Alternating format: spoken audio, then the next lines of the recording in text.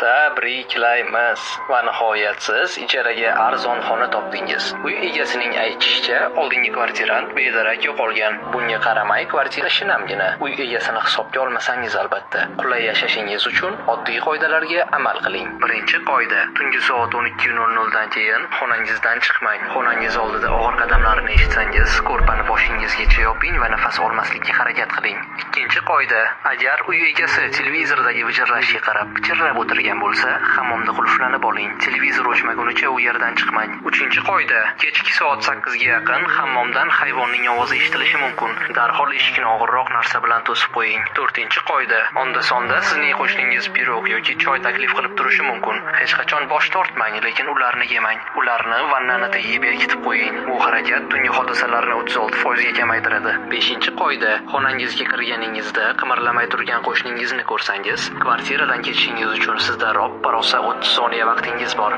Yangi yashash joyingizga ko'nikib ketasiz degan umiddamiz.